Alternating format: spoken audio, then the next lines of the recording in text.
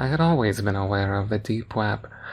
You hear the craziest, most messed up stories from people who have the balls to explore it. Websites that involve human experimentation, hiring a hitman, and even watching people through their own security cameras. It's messed up, but honestly, I'd be lying if I said I wasn't just slightly interested. Now, just to point out, there was no malicious intent behind my exploration of the deep web. I was just curious to see if it really was as bad as people said it was. The first thing I stumbled upon was a website extremely centered around death, which gave me a really uneasy feeling, so I didn't hang around that webpage very long. It takes quite a bit to freak me out, so it's safe to say I was a little surprised that I couldn't even stomach the first website I clicked on. But hey, it's not supposed to be all unicorns and rainbows, right? Next, I clicked on a website that was dedicated to watching people through security cameras. Most of the screens showed empty living rooms and patios. Some of them showed oddly filled rooms, like rooms that were packed with stuffed animals, and another that was eerily decorated with Christmas lights and fake Santa Claus statues. Another screen showed a young woman doing yoga. That one had a lot of views. I didn't watch it very long. Something inside me felt ill and just wrong, like what I was doing was sickening. I shook my head, blinking away any more curiosity before I hovered my mouse over the tiny X to close the window. Right before I pressed the mouse, I saw a blue link under a black screen that said, "Proceed with caution." I bit down on my back teeth, yelling internally to leave the page. Don't click the link. It's not worth it. It could be murder. Would that make me an accomplice? What if it was someone skinning an animal or some shit like that? But then again, what if it wasn't? I don't know what the hell propelled me to move my mouse away from the window, hovering it over the link instead. But that's where I ended up. My curiosity always got the best of me, and no matter how twisted my stomach felt, or how strong the feeling of dread was that lingered right over my head, I had to know. I really just had to know what the link led to, or I would go crazy until I finally figured it out. So I pressed my mouse down and watched the link turn purple, felt my mouth go dry, and watched as the screen slowly loaded. The page was just a large screen, like a security camera page, only it was just one. The room was concrete. It was dark. There must have been a night vision camera or something, because everything had a weird blue-green tinge, but you could tell there was little to no light. There was a dark liquid on the floor in a medium-sized puddle. I told myself it was gasoline. Don't ask me why. Movement in the far right of the screen caught my attention, and I immediately perked in my desk chair, inching my face closer to the screen of my laptop. It looked like an arm, like someone's forearm.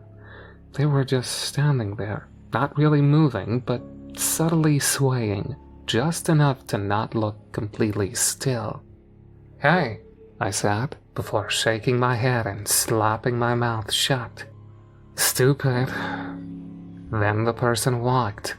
They walked over towards the left of the screen.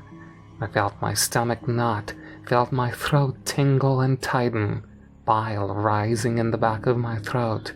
I knew my mouth was open, gaping, and my eyes were wide, face screwed up into an expression of pure disgust. It was a young woman. She looked like she couldn't be older than 25 or so. Long, dark, and dirty hair was in tangles, like she'd been pulling at it. Her leg was dragging, her other skinny leg doing most of the work as she limped weakly. Her head was down, looking at the floor, and the sound of her dragging her foot across the concrete echoed in my silent room. I didn't think it could get any worse. I was so goddamn wrong. Suddenly, the woman raised her head, and it looked like it weighed a ton on her tiny body.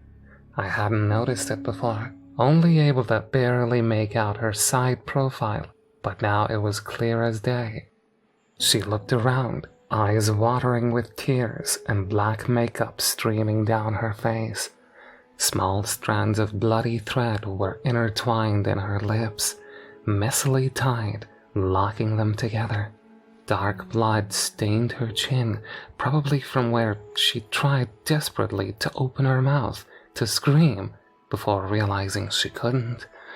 Her dainty fingers were stained as well, the same color as the puddle on the concrete. My whole body felt weak. Sick to my stomach, I tried to tell myself it was fake, that it was all just a big hoax.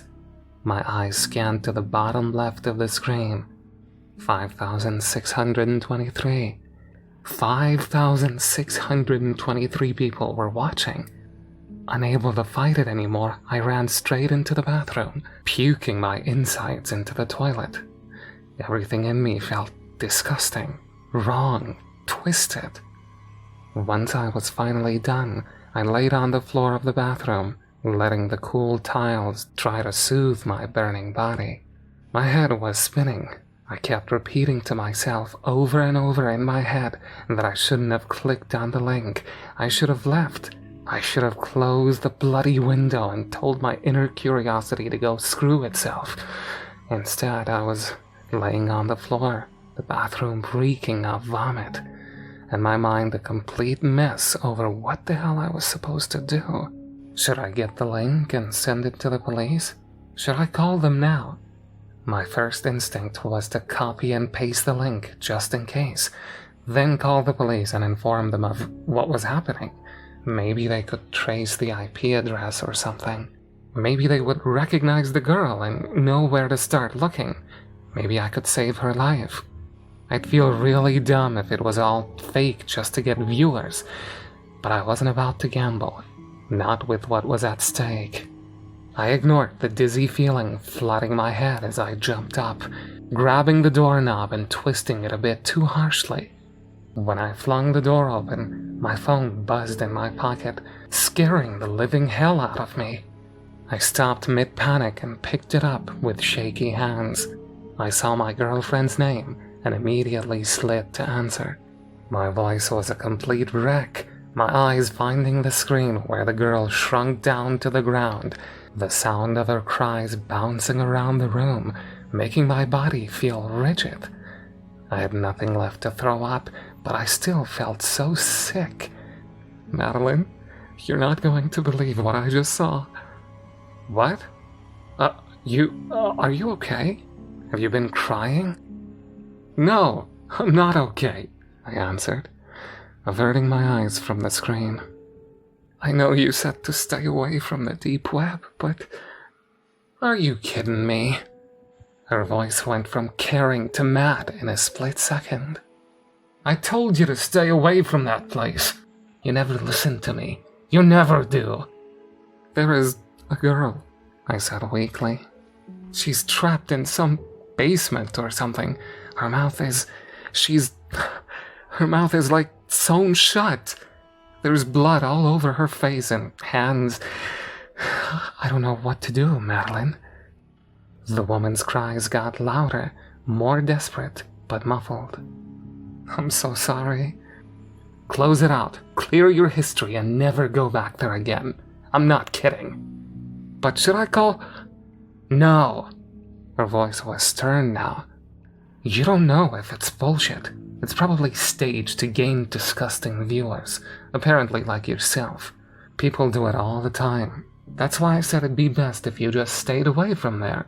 You could get yourself into a lot of trouble.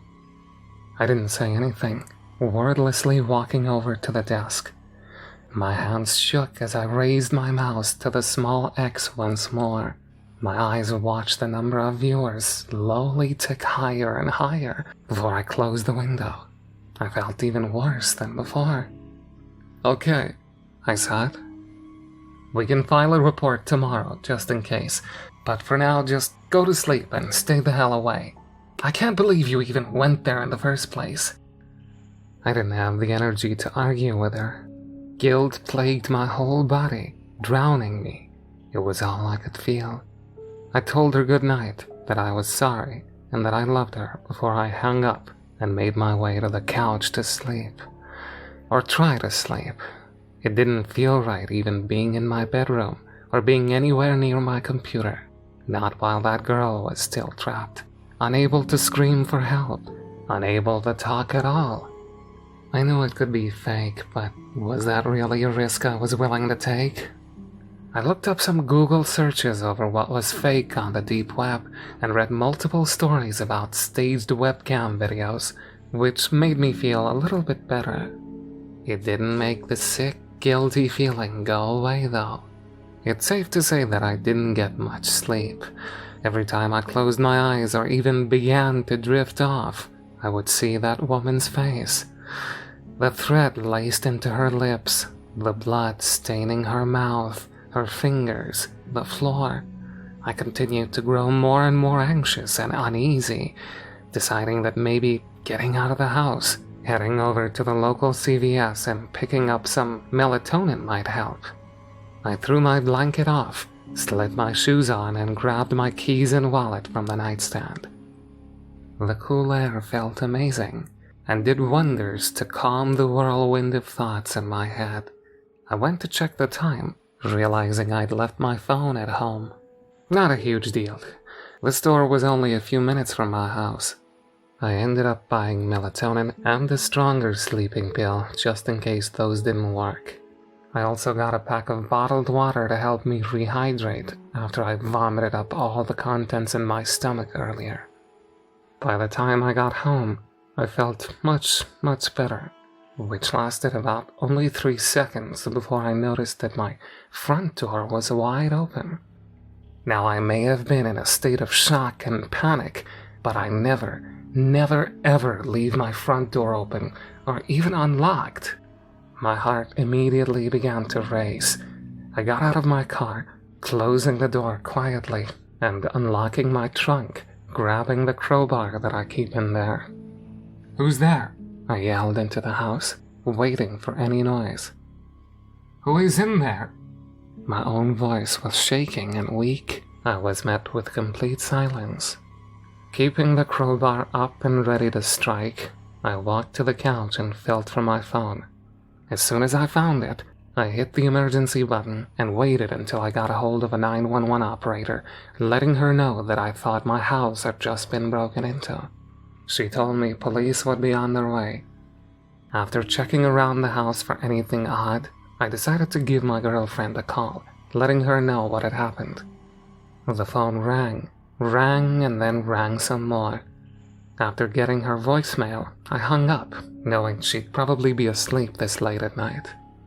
I waited about 20 minutes or so for the police to show up and walked around with them like a scared puppy as they checked every room.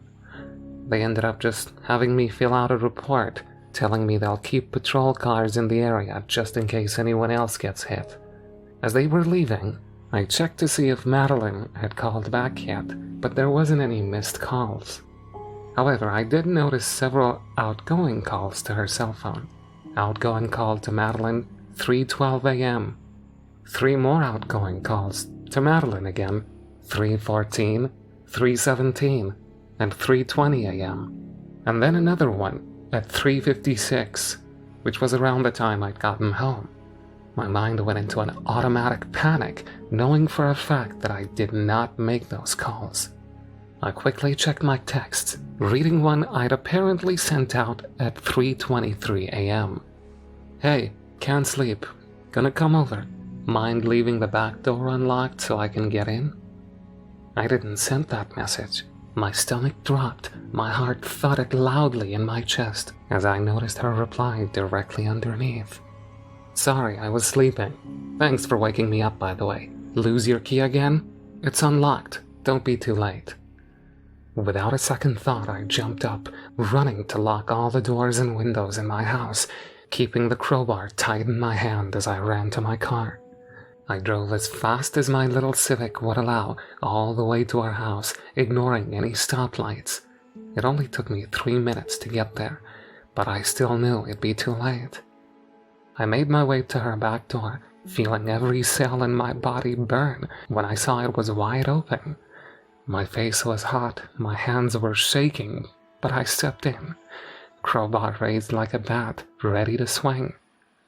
I tried to keep my emotions at bay as I looked around her dark house. "Madeline?" I called out. "Are you okay, babe?" Nothing. Silence. "Madeline!" A small scream came from her bedroom just up the stairs. My legs jerked to a run as I flew up the stairs, slamming her door open. I looked at her empty bed, her empty room. Confused, I heard the scream again, only this time I heard that it was coming through her computer monitor. I felt numb as I looked at the screen, noticing the same website I saw earlier, only instead of one woman, I saw two. The first one was lying on the floor, not moving, in that puddle of dark liquid. I recognized the second girl, just as I had recognized her voice. My heart shattered as I saw her face, streaked in blood. The same threading was sewn into her eyelids, locking them shut. Her scream hit my bones, surrounded my body. It was all I could hear. Her face was twisted in pure terror. I started to cry pathetically as her voice began to go out, continuing to grow weaker and rasped. I locked my jaw, picking up my cell phone and dialing 911 for the second time. Only this time, it barely rang once before the deep, gravelly voice of another man answered. "You should not have called." Chills shot down my body, and I heard the phone thud as it hit the carpeted floor. My breath hitched in my throat as I bent to pick it up, ending the call and racing down the stairs. How did he do it? How did he redirect my call away from the police? I felt my heart race as I darted out her back door in a frenzy as I sprinted to the closest house. I pounded on the door, screaming at the top of my lungs until the neighbor opened it, her face tired, confused, and scared. She let me in, and I explained through frantic tears what happened. I'm typing this on my phone to post as we try to get a hold of the cops, but neither of our calls are going through, and neither is her landline. I think someone is messing with our cellular signal, and they may have cut her line, but we're going to keep trying. I'm scared. I'm scared for my neighbor. I'm scared for my girlfriend. I don't know what's going to happen to me. If you don't hear from me again, please take this advice and this experience to heart. For God's sake, please, please stay away from the deep web.